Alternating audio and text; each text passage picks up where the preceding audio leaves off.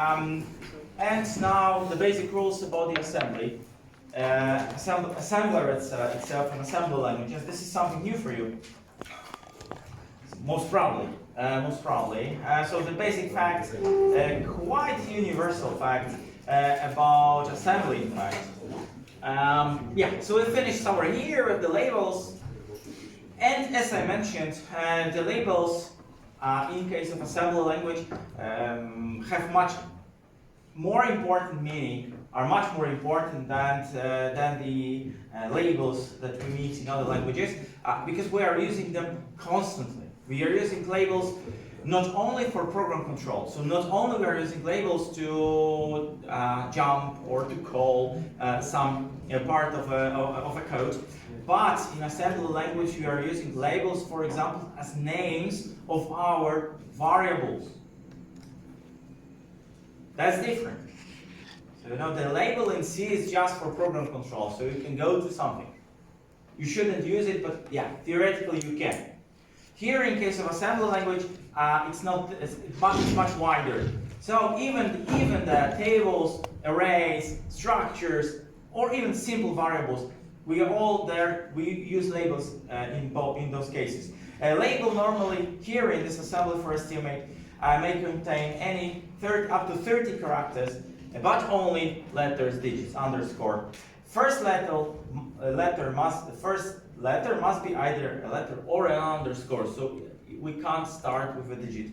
The label must not start with a digit. In case of label scope,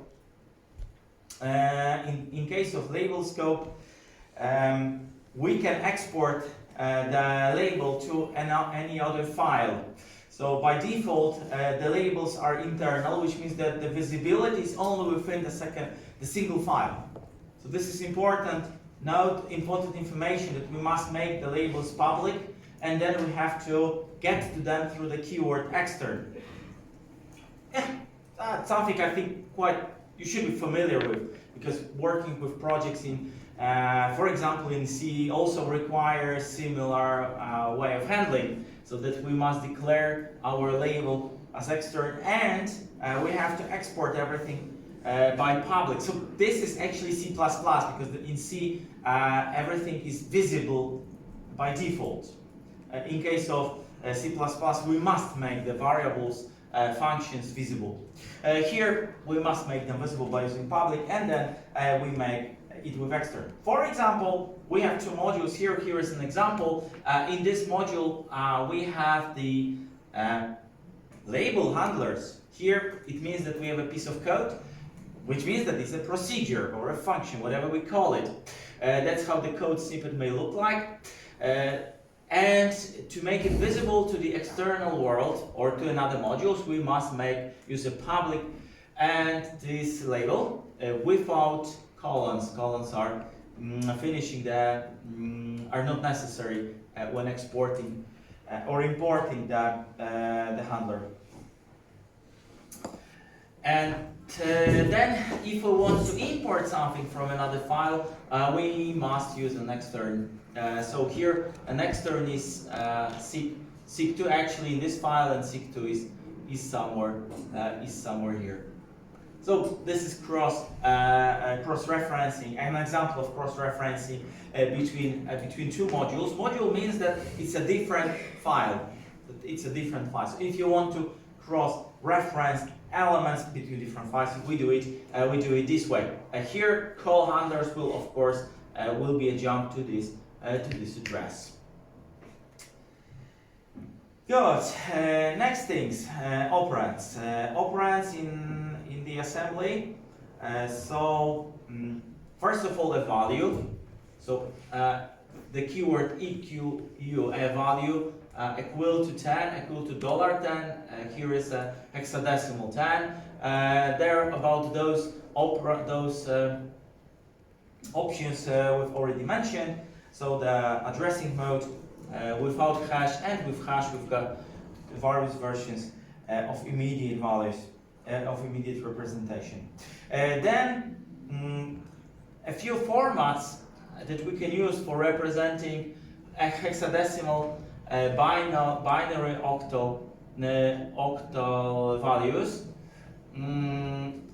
Usually the Motorola format is in use. So usually most assembly language are using Motorola format, although it is possible to switch to a different format. Sometimes we have options hidden, so a switch in case of assembly, then instead of the standard Motorola notation, because that's what everybody is using usually, then we can switch to Intel Texas or Zillow. Honestly, I've never done this through my whole life. So the basic, the standard is usually good enough. So I haven't even seen any code written in Zillow. Zillow is a company that's been active in 1980s, so it's really an ancient history, producing Spectrums and Z80s.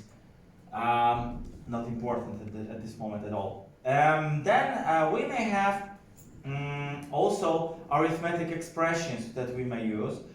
Because take a look, in case of assembly we can still use defines, and we can use the defines we can have some simple arithmetic or logic operations, but in case of assembly we must do the calculations in this kind of brackets, not round brackets, but this kind of brackets. Why? Don't ask me, that's the syntax we have here. In case of C, it's not necessary because we can use if we have defines, then for example, this size plus 1, it will be automatically calculated. Here we have to any arithmetic or logic tests we must place in the brackets. In case of operators, 4 levels of precedence. And left to right, so standard thing. In case of operators, we've got negation, we've got some the basic ones, the basic operators, basic. Not really basic because we don't have many of them, so they are standard logic operations that we can find in arithmetic logic unit. So from this perspective, standard thing. From bit operations, standard thing, not really from the C perspective, because take a look, we've got operator LT, GT. Where it's lower than, greater than. Of course, we can use the notation with greater or lower mark, but we can also use such an operator. I mean it's here.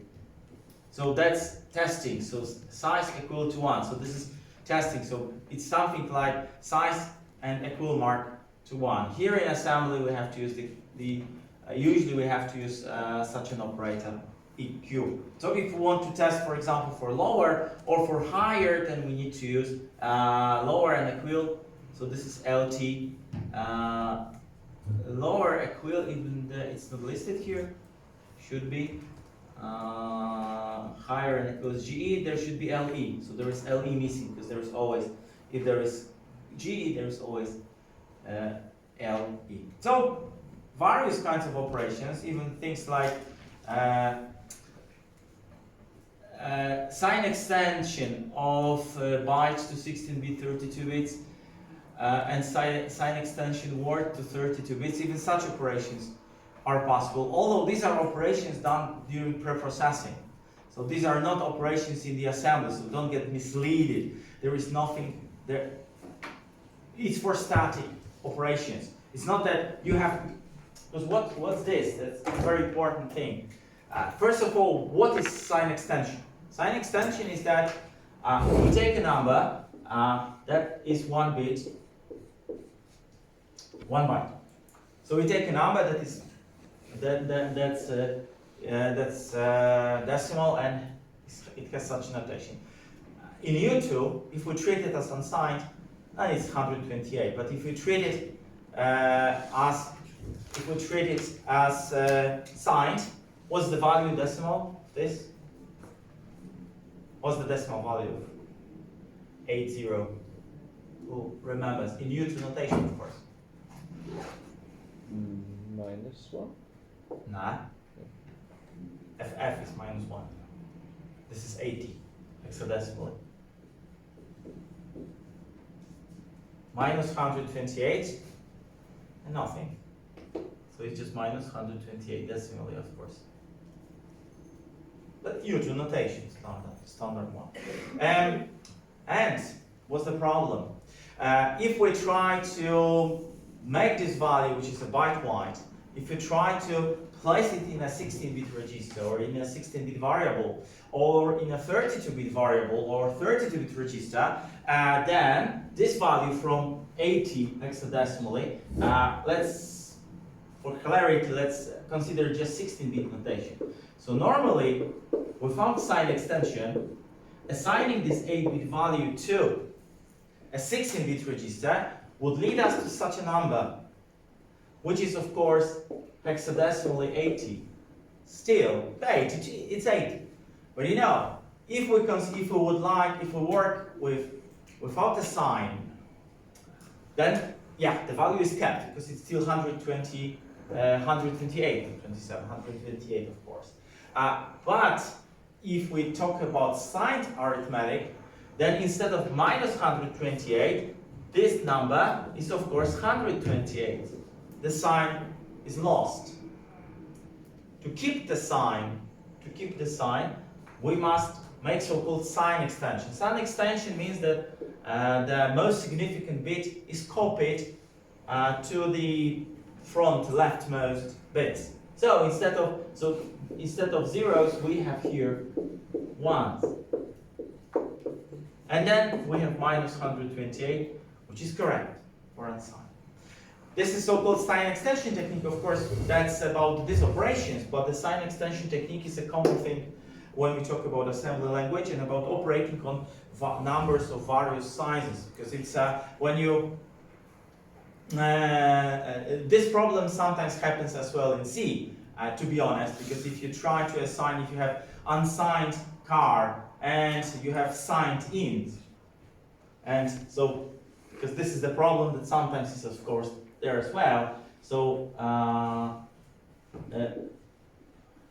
if you take unsigned car, for example, C, and assign here 128 and try to assign it to reverse, minus 128, and then you take unsigned int, let's say I, and make such a thing without gate casting, then you get the same problem.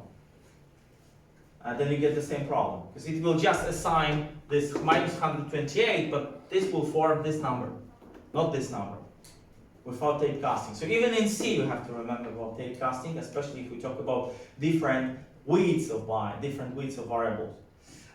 So it's common here. Yet, and then we come back to the assembly language. Remember that these nice named operators, they are static. All these operators, but it's especially true here. They are static, so which means that you can use them in defines, in preprocessing, so in this kind of calculations. But they are not, and they will be recalculated during the assembly, preprocessing of the assembly language. So all those operators are valid during the assembly, during the preprocessing.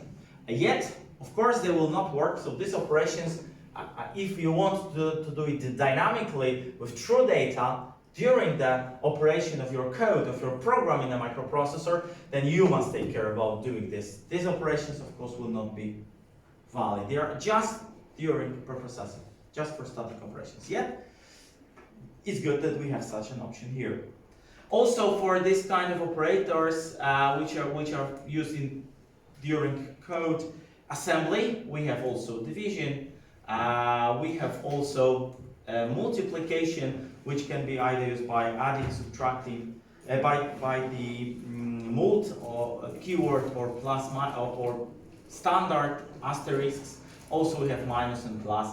They have the lowest because they are level 4. These are level 3 operators, level 2, and all those operators are level 1. Why do we need so many operators here? For example, for calculating of table size, because this is for having a table of size 128 plus 1, so 129. So to make a assembly code more readable, we may use this kind of operator, so like this one, and we can make a variant of our assembly code. That's for this reason. Of course, don't get misled. All those operators have nothing to do really with the code execution and with true program flow, because they are not the program flow. They are for generating proper program. Like the pre-processing in C does, it's the same. Next issue. Segments, assembly and linker segmentation. What is a segmentation? So, segmentation, all in all, is a way of naming areas of the code and making sure that the linker collates areas of the same name together in the same memory area, whatever the order of the segments in the object file is. Collate means combine, general. Collate, it's a very nice word, meaning combine. This is about, what's this for, first of all, the segmentation? Or what's the origin of the segmentation? So why do we need to take care about it in the case of assembly? Language. The segments and segmentation in case of programming languages for microcontrollers are naturally very strictly combined with with the memory map of the microcontroller. We talked about it, so let's say that it's FF, that it's 1FF, let's say that it's 3FF, let it be 5FF, and let it be FFF. What you should already remember is that each microcontroller has at least one memory map, because it has a memory map, linear or nonlinear, but there is always a memory map, where in this memory map we have various things placed. So, for example, here we quite often have RAM. Here we might have peripherals, various. Here we may have EEPROM. I don't know, here it may be empty, nothing, and here we may have flash, memory. So various physical types of objects are placed in this memory map. And of course, in case of programming language, we are also placing various things of our code into various positions in the memory. We must be able to do this. Because, for example, there is absolutely no sense of placing anything here. But code must go here. But not variables. Because, for example, what's the sense of having variables in non-volatile memory? Non-runtime memory. No, it's no sense. So the variables we must be able to put here. Here we must be able to put some addresses, so that some variables we can put here, but at precise addresses so that we can access the registers of the peripherals that we really want. And this is done exactly, this placement of our code and objects and variables, this is done in assembly code through segments. It's done the same, of course, in C, but we talked about this, that we have C, assembly, linking. So the segments are also used in C, but you don't see it. When you program in C, it's done automatically, behind your back. But there is always segmentation, because C is translated to assembly, and the segmentation finds its place there, and it's finally used by the linker. So the linker, what it does, it takes all the segments defined in module 1 that are defined in RAM space, and pack them together and put them in physically gives them the absolute addresses in the RAM space, in the peripheral space, EEPROM, flash, whatever we have in our memory map. And that's what I mean by what is meant by collates the areas. So in case of assembly language, we do it this way, that we are having in different files. So if the segments have the same name, then they are collated or integrated. Oh, that's the word I was looking. Integrated together by the linker, and then placed physically in a memory map at some address. Up to 128 different segments may be defined in each module, so plenty of segments theoretically. Formally, the segment can have various. So the syntax of the segment of the segment line, because it's a complete line, defining the segment has a few options. So 4 arguments here: a name of the segment, name, then we have the segment, a line, combine, and a class. And one by one.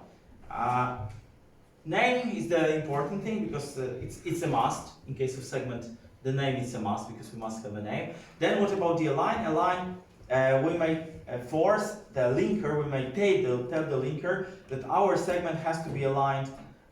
Default is to any address or byte, but we can decide that it should be aligned to either to word or to some boundaries, either to word or to 16-byte boundary, 64-byte. So with some rounding of the placement.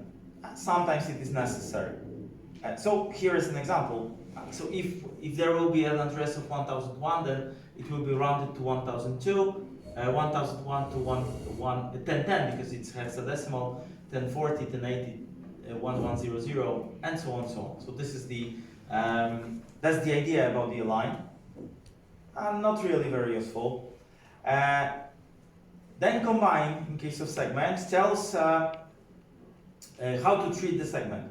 So how to treat the segment, if there is anything special where the segment is to be placed amongst the segments consisting to the same name, to the same class. So for example, or all around segments, how they are to be placed, is there to be a special position within the segment or not? If we don't use this argument, then it's just taking the modules and placing, for example, a segment.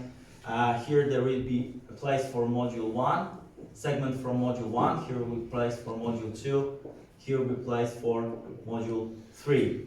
Depends on the order of compilation. If we put this, if we try to use these arguments, then we can artificially mix this. Not really useful in practice, but sometimes it happens. And then we have control, where the linker places the code for a given class.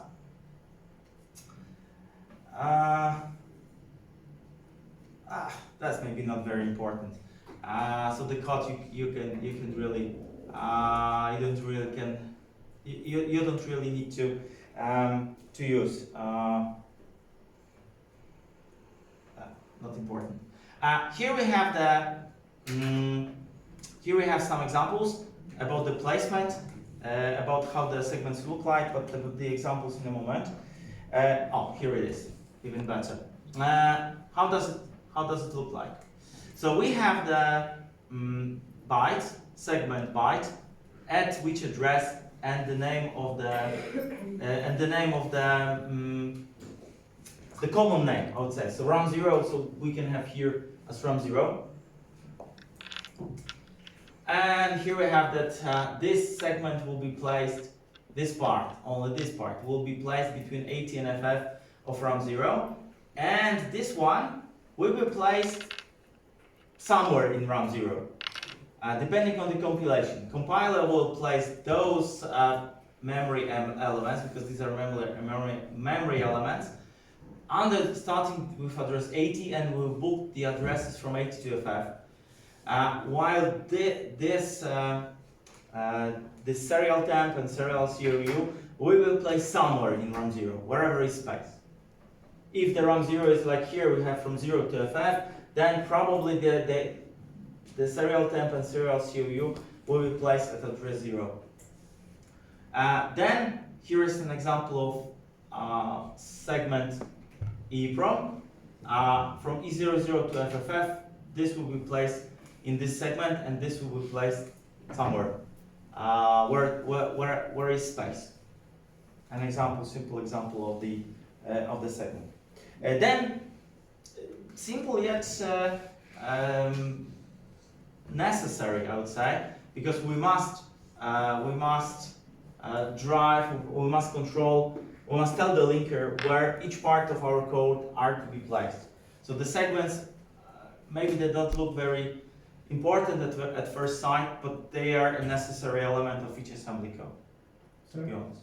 Yeah? So if we have some external memory, we can put code or variable to it via segment?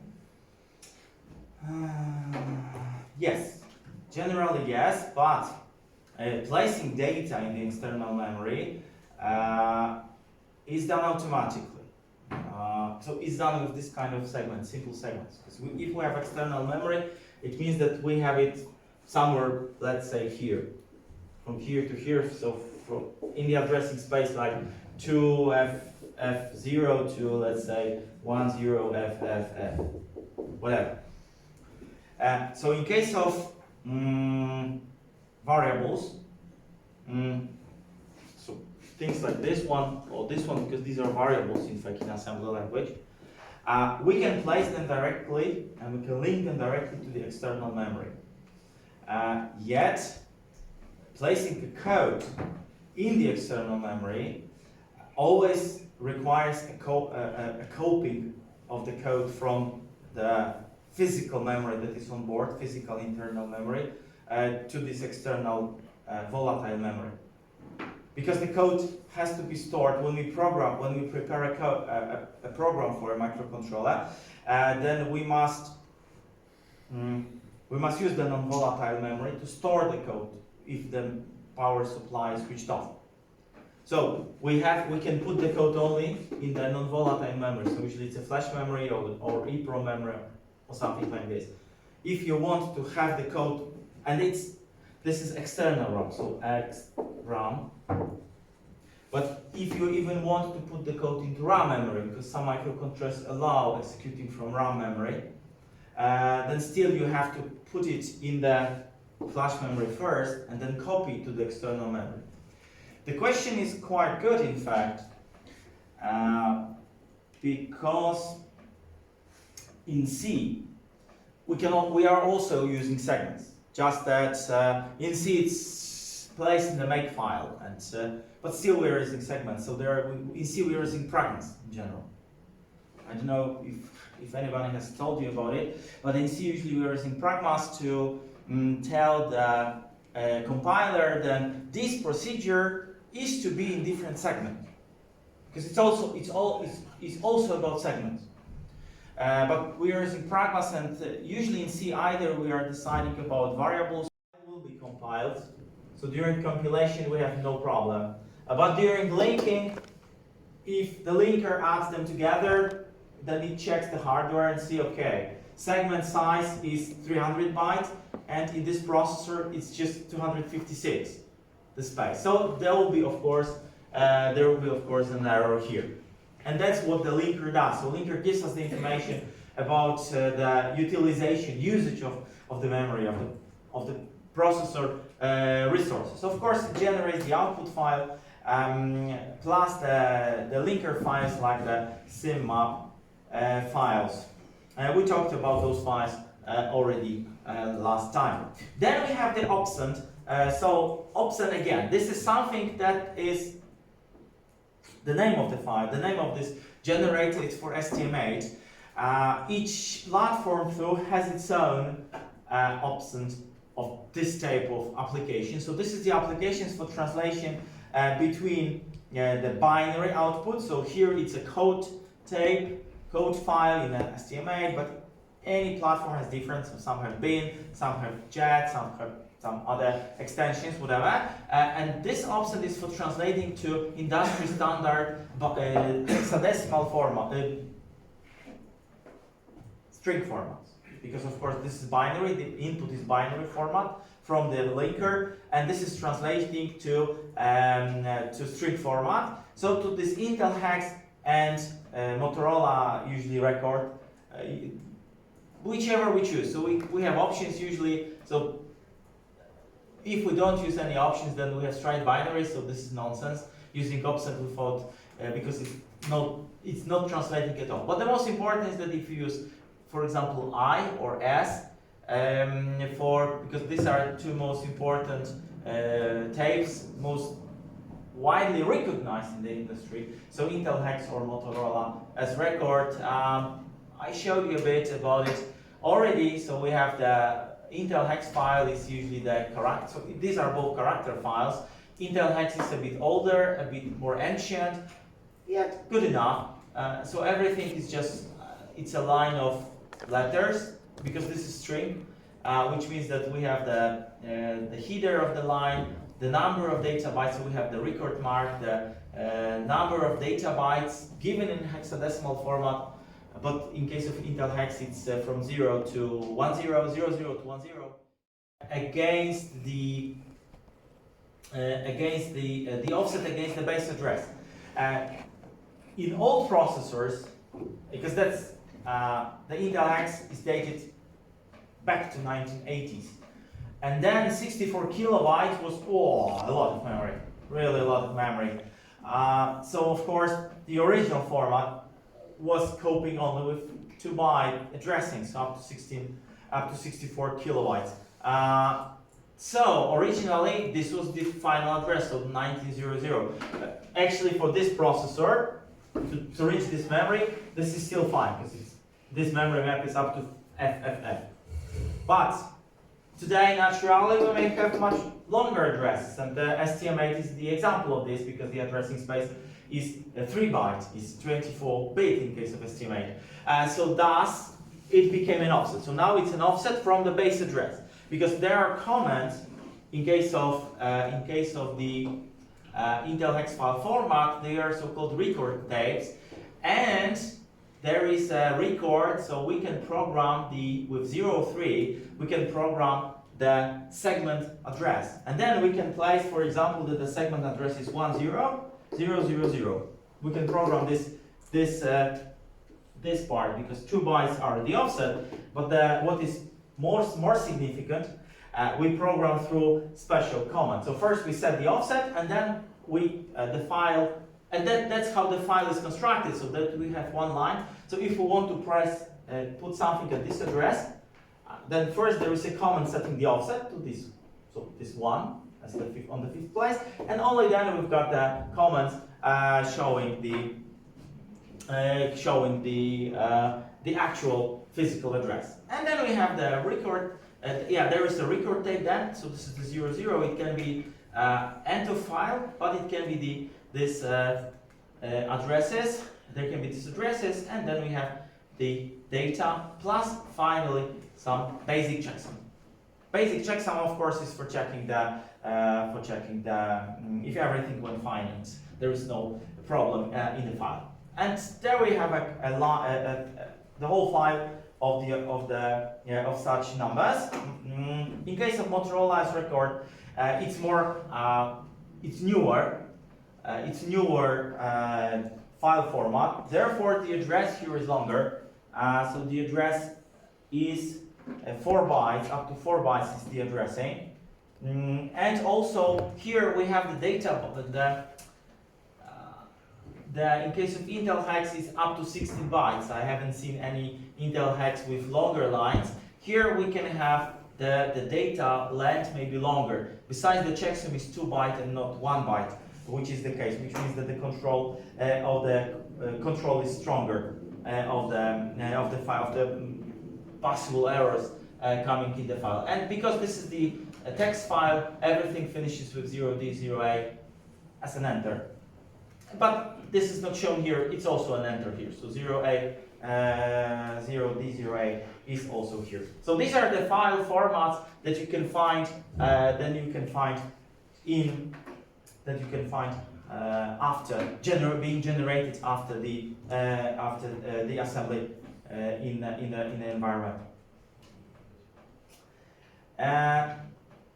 Remember that last remark. In case of these text formats, we don't need to generate them. If we have integrated environment that allows for writing a code, allows for assembling, linking, and programming of a microcontroller, then usually we don't generate this text file format because we don't need it. This Intel hex or Motorola's record. This file formats we generate if we want to use another software, have to use another software, and we need to exchange the data.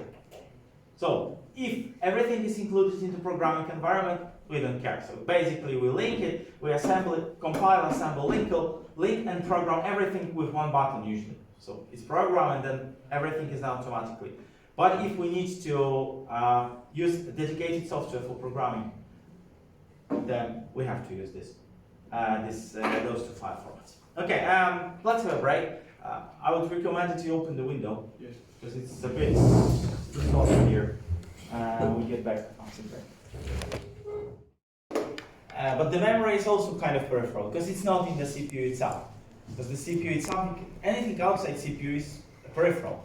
But the memory is so close, usually so important that we treat it separately. Like here, flash, EEPROM, RAM, XRAM, but peripheral into one. So peripheral, by peripheral we usually mean, is it good or bad, I don't know, but by peripherals we usually mean everything else. So memory is memory, and peripheral is peripheral, something maybe this way. In case of STM8, STM8 basic memory, we have, of course, RAM, we have flash, we have EEPROM.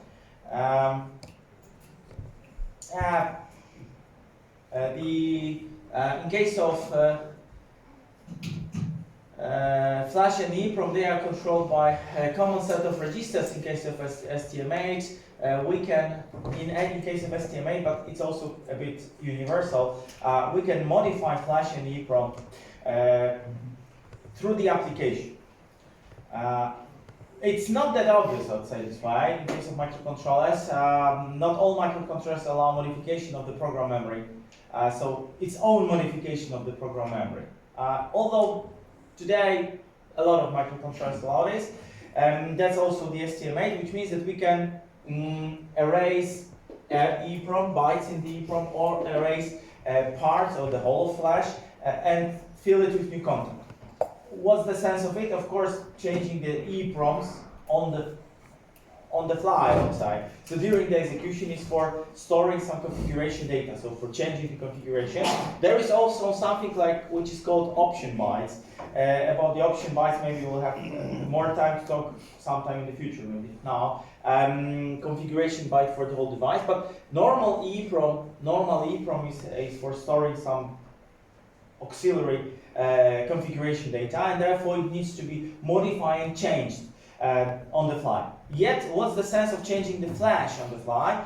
The sense of it is, of course, to change the firmware in system by a code itself. So, for example, if we want to upgrade our firmware in the device that we are designing, then such a capability that we can modify the flash without special interface, without special programming hardware, just by manipulating content of registers and changing the flash. So we call it using a boot, using the microcontroller in boot mode and then modifying the flash. This is the capability, so modifying the flash by the microprocessor itself. It's very useful today, very useful, especially in the remote control or remote updating of the devices. So that the customer doesn't need to send the device back to the manufacturer, just presses upgrade. The upgrade is done automatically, sometimes from the internet, sometimes through a USB drive, whatever. That's something we can do in STM8. In case of EEPROM in STM8, it is divided into two main areas, into this flash and EEPROM. So we have 128 kilobytes of flash programming memory, up to, which means that we can have, of course, less, depending on the how much we pay for it, and how much it is included in a particular model, and up to 2 kilobytes of EEPROM. Again, remember the difference is then the flash, you can program 1 byte, but in case of flash, you can erase a page. You're not able to erase 1 byte in flash. Here in STM8, it is possible to erase and rewrite both flash and EEPROM. But in EEPROM, we can rewrite single byte, not single bit, single byte, but it's just single byte. In case of flash, we can write single byte, but we have to erase a page. Depending on the size, the page is like 2 kilobytes, 4 kilobytes, so we need to erase whole page and then we can write. We can't replace just 1 byte. In case of EEPROM, we can replace 1 byte, but EEPROM is more expensive. That's why there is usually much less EEPROM in the microcontrollers than the flash memory, and that's the case actually in STM8. So up to 2 kilobytes of EEPROM available and up to 128 kilobytes flash memory.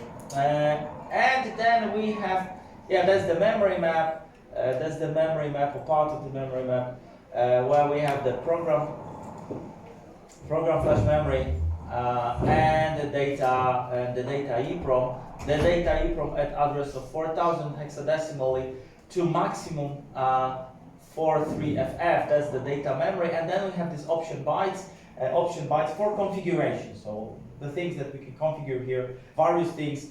Microcontrollers quite often have this kind of option bytes for non-volatile configuration of the behavior of the CPU, and we can configure here. Some of the bytes are erasable, some of the bytes are just readable, read-only bytes. So in the option bytes, for example, we've got the serial number.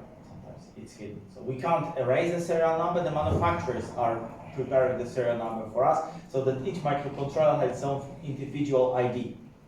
That's hidden in the option bytes. In the option bytes, there may be hidden, for example, the startup time of the microprocessor, clocking option that is used by the microcontroller, programming interface, the reset, the behavior during reset, various options. They are hidden. Debugging capabilities. This is hidden very often in the option bytes. It depends really on the particular microcontroller. But the option bytes are for this purpose, and they are non-volatile. That's why they are in the data EEPROM block. In case of program memory, we've got the most important, the so-called interrupt vectors. The interrupt vectors, where we have the addresses of the procedures for reaction of various events. The most important is, of course, the reset vector. So we talked about it a few times. So that after the reset, physical reset or powering up sequence of our microprocessor, the first execution starts from the address, from the first address hidden in the interrupt vector table. So there is the address 0 very often, so the first address or the last address, because it's different in different microcontrollers. But there are also different vectors for servicing various peripherals. Or, for example, if there is some error in microcontroller, if you try to divide by 0, sometimes there is such a vector. So different vectors for different operations. Also in this microcontroller, so we will return to interrupt vectors. Not that far, in a few lectures, in fact. Then we've got here in this microcontroller, we've got something like user boot code. So there it's a possibility through the option bytes actually to have the user boot code so-called. So the area which is permanently write protected, which means that what's the sense of write protection here? It's that we don't erase it erroneously. So that is always there. So the processor starts always from this part, from this user boot code, and then when it finishes, it jumps to the main code.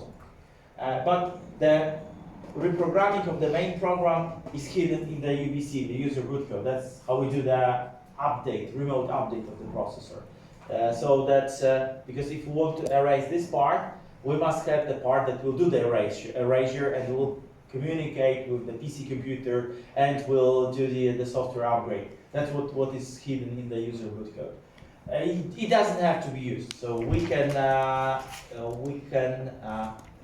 avoid or switch off this functionality. By default, it's off.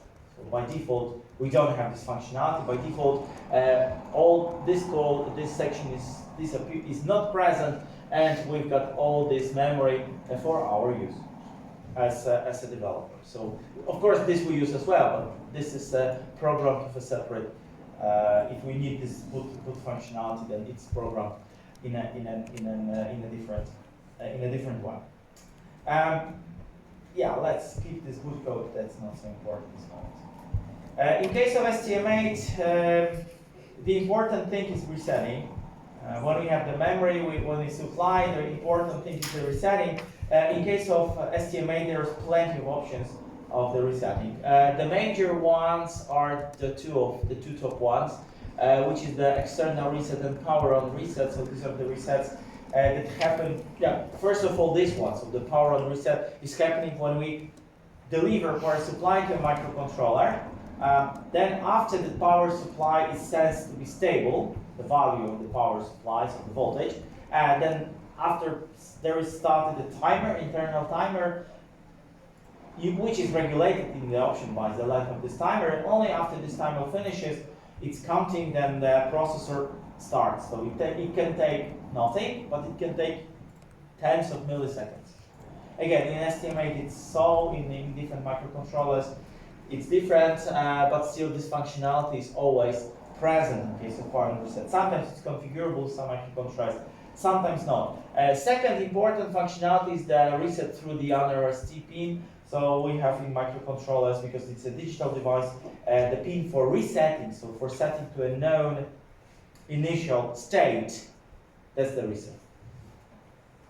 This is so-called RST pin, and then we have all the other resets, all the other resets available, like brownout reset, like watchdog reset, like software reset, swim reset. So maybe they are not so important at this moment, and we'll skip them. We'll return back to them during the semester. Originally, what we are interested in is the RST pin, because we have this pin physically available. This is hardware pin. This pin in this processor is pulled up with a resistor of 45 kilo ohms, typically, but it's roughly 45 kilo ohms. This is a weak pull-up, we call it. Because strong pull-up is anything between 1 kilo and 4.7 kilo, let's say. Strong pull-up, anything beyond 20 kilo ohms is a weak pull-up. At least in my classification, so it's very weak. It's weak, not very weak. You can have a couple of hundreds of kilo ohms. And there is the pulse generator, which is for power on reset, so that when the software, when everything becomes stable, when the power supply, for example, becomes stable, then after it's stable, it's still this pulse generator is used to add additional delay into waking the processor up. From a reset.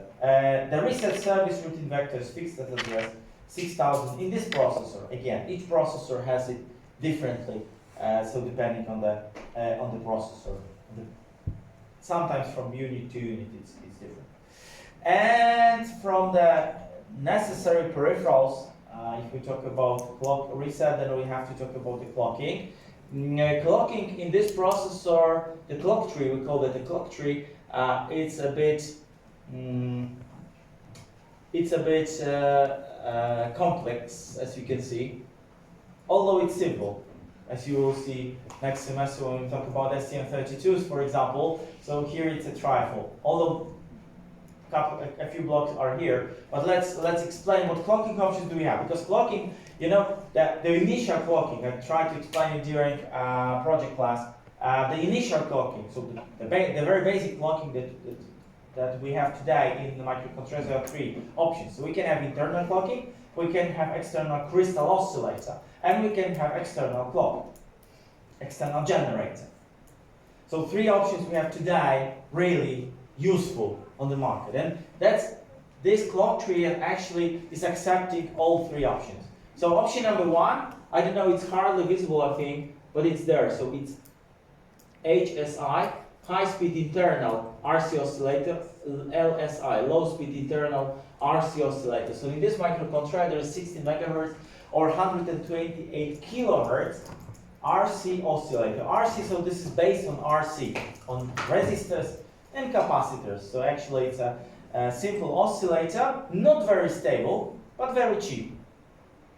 That's why today everybody is using this kind of RC oscillators internally. Two types of oscillators. What's the reason for this?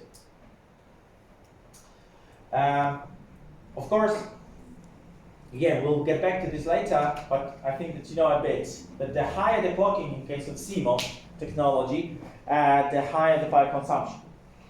So 16 megahertz will require more current than 128 kilohertz. That's why we have two clocks. But you might ask, yeah, but that's about clocking of the CPU, so why not take the 16 megahertz and then put a clock divider? Oh, here it is even, take a look, there's a HSID by 1, by 2, by 4, by 8, it's written here. Which means that we can choose, in a register to divide the 16 megahertz by 1248, which means that we can have 2 megahertz. So why not to make from 16 megahertz 128 kilohertz? Because of course the CPU, memory, peripherals will be clocked lower, okay. But using such a high clock means that this part, which will consume, even if this part will be slower because of this divider, but this part and the divider itself will still consume a lot of electricity. Today, construction of the RC oscillator is a trifle, it's a cheap thing. So it's much cheaper and more efficient to put few oscillators with individual switch on and off, because each of them can be switched on and off. Here are just two. But today, in STM8s, there are like 4 or 5 different RCs. And whenever new STM appears in the market, so Cortex, 32-bit Cortex microcontroller has more oscillators. Why not? So today the oscillator tree is 3-4 pages, not just one page. Usually it's a lot of blocks in. That's the clock tree today, not such a simple like this one. So it's cheap, that's why manufacturers are delivering more and more oscillators so that we can choose, because we can switch them on and off according to us. And then we have this external clocking. So this was internal clocking. And then we have, take a look, there is the external clocking available. And here we have OS in, OS out. 2 pins, that's standard in all microcontrollers. Sometimes they are called XTOL1, XTOL2, depending in various documentations we have various, so they are called various way, but the functionality is the same. So we have 2 pins, so they can be XTOL1, XTOL2, or this OS in, OS out, OS out. And they are generally, if we want to connect the crystal, we just connect between the pins. And then we are using this oscillator functionality. This is the oscillator, which will oscillate from 1 to 24 megahertz in this STM8, depending on the setting of the crystal. It depends on the physical crystal. So it can have anything between, but it depends on what you buy. You can buy a crystal that is 1 megahertz, connect, and your processor will run at 1 megahertz. You can connect a crystal, you can go to a shop and buy a crystal that oscillates at 10 megahertz, has a resonance, because oscillation means it doesn't oscillate, it has a resonance. It has a resonance, series resonance at 10 megahertz, so then whole processor will run at 10 megahertz. Or you can connect here, instead of this crystal, you can connect at OS in, you can connect the generator. Generator usually requires plus some positive voltage, generator. And this pin is then not used. That's it. And then you have here the path HSCX. Take a look here. We have this multiplexer where we choose which functionality we choose, but this is universal. Take a look. From our designer's point of view, we can make this connection, same pins are used. Yet, physically it's completely different circuitry, because instead of an oscillator, we've got a fully functional generator. And then we've got, so we have this external, so this clocking, or this clocking, or this clocking, and then we have a master clock switch, which is driven by these pins, CKM. So when you open a documentation, because right now you may not see this, but if you take the documentation for STM8 and open it on clock tree for the unit that you will be using, you will see here the names of the bits that you must change in order to change this multiplexer. So for example, the master clocking to the CPU can be divided. There is a CPU diff bits 2 to 0, that's what the notation means. So the bits 2 to 0 of CPU's named CPU diff, and they decide if this divider will be used. So we can take a look at divider here and a divider here. So when we have 128 kilohertz, we can make it a master clock, and then we can further divide it by 128 kilohertz. So the slowest we can clock STM8 is just 1 kilohertz. The fastest we can do is 24 megahertz. Quite a wide range. 1 kilohertz at one side, 24 megahertz at the other one. Of course, this is not for playing games. That's why 1 kilohertz sometimes it's enough. So we don't need to have high frame rate and very high resolution. So the maximum possible performance. Here, 1 kilohertz is sometimes good enough. That's why such an optionality. So that's what we have. What's interesting in the clock tree? Maybe not at all. Because what is also interesting is this part. There is a peripheral clocking. Take a look. We talk about peripherals. We will talk about peripherals. But each of the peripherals, in case of the microcontrollers, we have to deliver power supply and we have to deliver the clocking to the peripherals. The clocking here, from this clock tree, you can always read what kind of clocking and what options do we have in delivering clocking to peripherals. Here we just have enable. But that's this microprocessor, this microcontroller, which is fairly simple. In case of more complex microcontrollers, the peripherals may have completely independent clocking system from the main CPU. And it happens that the CPU is clocked from the external clock, while the peripherals from internal RC oscillator, or reverse. Or they are clocked from two different clocking subsystems, in fact. Besides, we can have a choice, and in larger microcontrollers it is so that for each of the peripheral we can decide about the divider, not only about the clock source, but also about the divider. Yes? Are there some issues? I think it's called crossing clock domains. If some peripheral is clocked differently than CPU, is there some wasn't this microcontroller some issues with doing that? No. Okay. No, not here, because take a look, here we have all the peripherals are clocked from the master clocking. So we have no choice. So we have to decide, so it's a common clocking. So here it's simple. It's really simple, so we can of course choose from external oscillator generator, internal high speed, internal low speed. So we have 4 clocks to be chosen from, but whatever we choose, it's a common master clock. And then it's common to the CPU and the peripherals. The only options that we have is that for CPU we can have a divider, for the peripherals not really. So the peripherals are clocked from the full master clock, while the CPU is clocked from master clock divided by something. But this is simple here. No cross-clocking, nothing, no problems here. So this is simple. In larger microcontrollers, yeah, really, it's not as simple as this one. So we have usually some PLLs, dividers separate for each peripheral or group of peripherals. Also important from practical point of view in case of designers of embedded systems is the configurable clock output, so-called, also given here in the clock tree, quite often available. So this is the output. You might ask, what's the sense? So we're having the clock as input and we are outputting the clock. But the sense is to make the all the digital components on our PCB synchronized with our clocking, with our main CPU.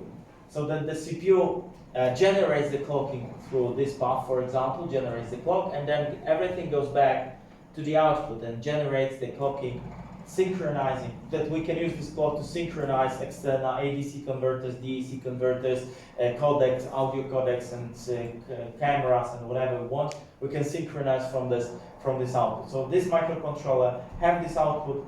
Many microcontrollers, in fact, deliver this CCO. So basic facts about the hardware. In more details, the hardware, let's consider in our next issue. So electrical parameters of microcontrollers. Electrical parameters, and here we'll talk the electrical parameters, the view of the parameters, but this time not from the view of STM8 or on the base of the STM8, but the general rules behind the parameters, because behind the elements necessary to make the microcontroller physically operating, or operating on a physical PCB board. Because actually to make the PCB running, what we need to do, PCB with microcontroller running, what we need to do. Really a few things, even shown here now at the slide. So first of all, our microcontroller must stay, so the signals around the microcontroller must stay within maximum ratings, within the limit. So especially the voltage and the temperature, so two basic factors. they have to stay within the limit.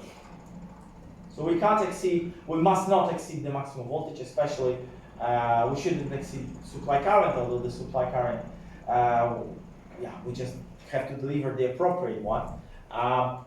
And we must not exceed the temperature. Then we must apply proper supply voltage with proper quality and proper value within the limits, because these are two different things. Maximum ratings is one thing. It's the threshold above which we will damage the microcontroller. The usable range of the voltages is the voltage which is suggested to be used for our microcontroller to run properly. To give you an example, we very often have a microcontroller today which can withstand a voltage of 3.9 or 4.2 volts, but they have a usable range of voltages from 1.8 to 3.6. Which means that, of course, you can use a microcontroller at 3.7, 3.8, nothing will break. You can use it at 1.7, 1.6, nothing will break. But it's not a warranty that it's going to work properly. That it will not, there will be no problems with registers, with peripherals, and with the functioning of the microcontroller. Because the microcontroller should be supplied within the expected voltage range. We have to also take into account the current consumption of the microcontroller in order to deliver power supply from a voltage source with appropriate parameters.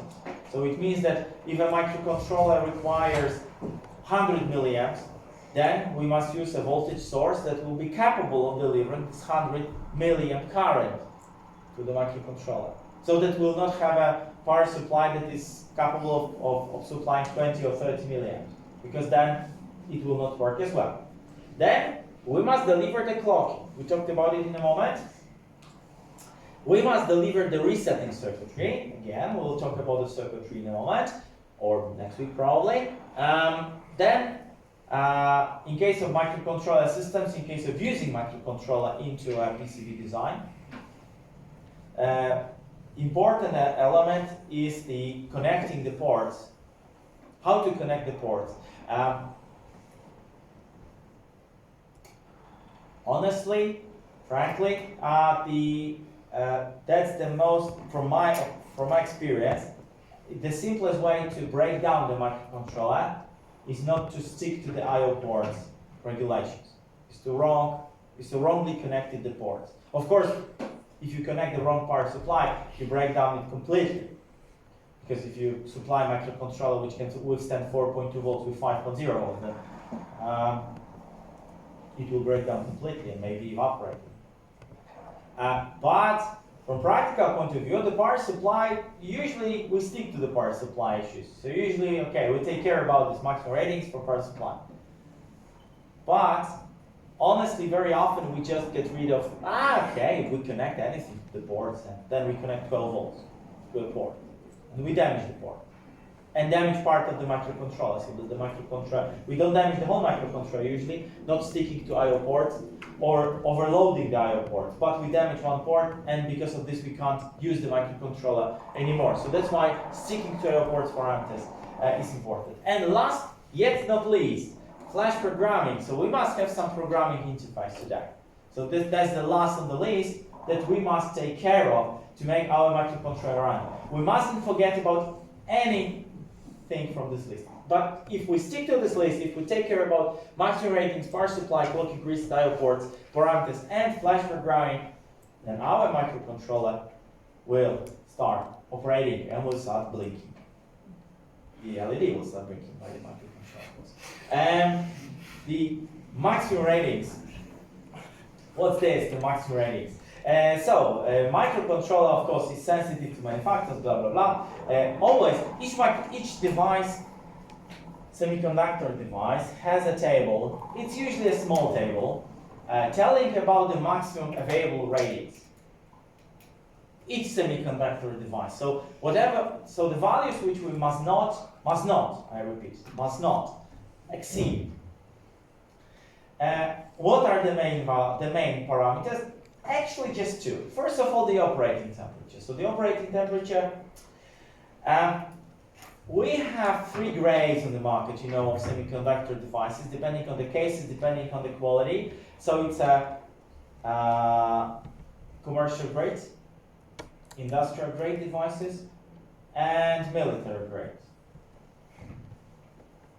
As you can imagine, the military grade the most expensive, but usually the military grade allow for this wide range of temperatures, external temperatures that the microcontroller is working. So usually it's 40, minus 40 to plus 130. Yeah, I haven't had any chance to work with anything beyond this, beyond these parameters. In case of industrial grade, which is the most common, it's usually from minus 20 to 110, 120 degrees Celsius. For or sometimes to 100. It depends on the chip vendor, actually. And the cheapest, if there is such a choice, is the commercial. Commercial is from 0 to 70. So commercial is for home use, for indoor use, I would say this way. Industrial is for outdoor use. In case of microcontrollers, of course, there is the temperature has to be viewed honestly, not because our microcontroller core will melt down, because in microcontroller's case, that's not a problem. We don't overclock it, so we don't need to use nitrogen, liquid nitrogen to cool it down. That's not the problem in microcontrollers. Microcontrollers usually stay cold during operation at maximum clock speed. That's how the manufacturers are designing it. That microcontrollers are usually lukewarm even, at highest possible. So if you stick to the parameters, so the manufacturers is delivering you a microcontroller that is capable of working with 216 megahertz clocking. So if you apply 216 megahertz, no heat sinks necessary, and the microcontrollers may be lukewarm, maybe. So maybe 30 degrees Celsius, maybe even, usually even less. If you try to overclock it, then very often it gets warmer, but usually it just stops working at all. So it's not possible to overclock it, to overheat it. These temperatures we have to take care about. Why? Because of the case, to be honest. Especially the low temperatures are problematic, because the cases for industrial and commercial grade devices will break down, are becoming very fragile at lower temperatures. Probably it will work, unless you make a knock on it. Then at minus 40 degrees, probably the case will break. Higher temperatures are usually not such a problem in case of microcontrollers, but they're on the list. Much more problematic is this one, maximum operating voltage. As you can imagine, you can't exceed it. If you exceed the maximum operating voltage, it will not work, permanently. So you will break down the microcontroller. I think nothing very special here. Much more problematic is this one. From practical point of view, what I mentioned about the input-output voltage range. Because, again, we connect this input-output usually to some various stuff, some various physical component sensors, actuators, engines, motors, buttons, displays, anything that can be supplied from different voltages. And these I/O pins, the standard is that they must be within the within such a limit. Sometimes it's even 0.2 volts between. So they are allowed to be lower 0.2 volts from the ground and higher maximum 0.2 volts beyond VCC. Whatever is between VCC and ground is good, between the main power supplies on the inputs. But be very, very, very careful about exceeding these voltages. The ground voltage and the power supply voltage.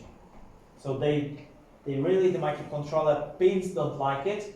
So if you exceed this, 0.2 volts is still safe, but 0.5 volts in some microcontrollers already breaks the port. So if a microcontroller you supply from 3.3 volts, take a look. We talked about maximum ratings here in case of power supply, and it's written that the microcontroller can withstand 4.2 volts. But then you supply it with 3.3, and you connect to one input for 4 volts. Okay, 4 volts is below 4.2. But it's 0.7 volts beyond VCC. So then this is broken. This leads to a breakdown very often. So here this is problematic. So this is usually from majority of cases is problematic. To protect against this phenomena, we have something like a clamp current. Clamping current, what's this? Inside, because why such a problem?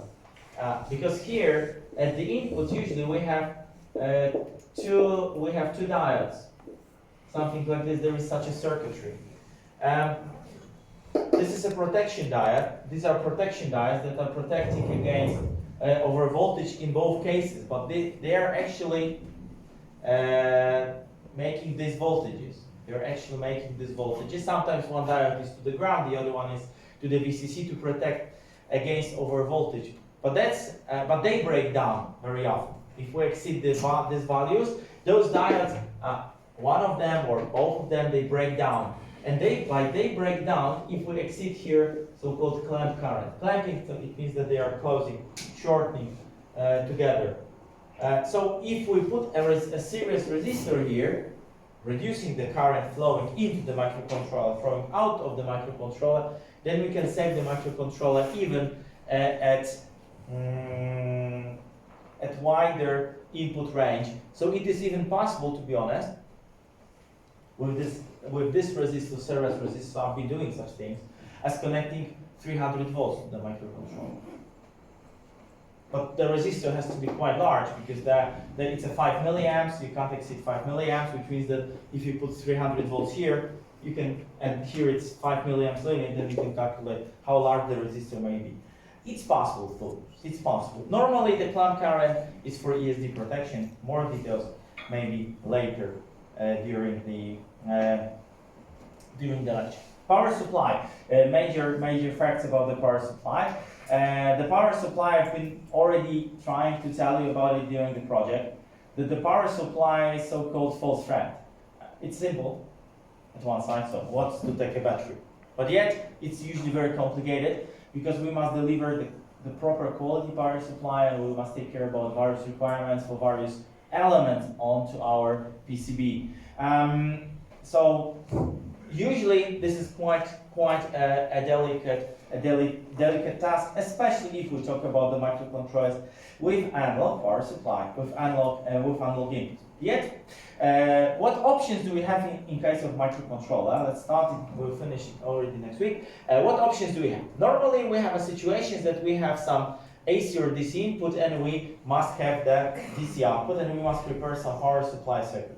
Normally in case of technology, we are doing the power supply design in such a way that first we are the major variable input, which, because this is AC or DC, but the input range is, for example, from 90 volts AC to 270 volts AC, or from 12 to 48 volts DC. We have this unregulated and wide range input. First, we make unregulated DC output, but unregulated, but still within certain range.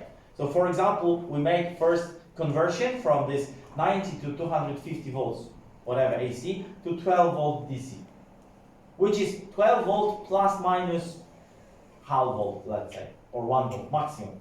So unregulated here means that it's almost regulated, maybe not unregulated completely, but almost regulated. And only then we make a regulation circuitry that makes us precise 1, 2, 3, 4, 5 different voltages. Because today, very often we are doing this way, that here we have, for example, 5 volts or 12 volts, roughly regulated, maybe this way. And here we've got 4, 5, 6, 7 outputs with precisely regulated values, like 1.8, 2.1, 2.4, 3.5, minus 5, whatever we want. That's actually what are the options.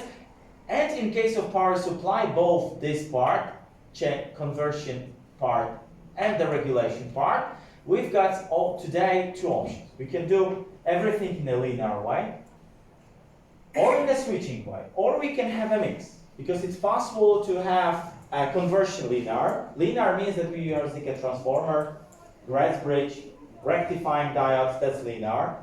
And regulation circuitry, we can have switching, so we can have switching regulators, or we can have this as a switching, and this we can have linear with 78 05 or 70, or LM317, for example. So, or transistors even, because, or Zener diode. So we can have a mix here. But more about it already next week, about the options of power supply.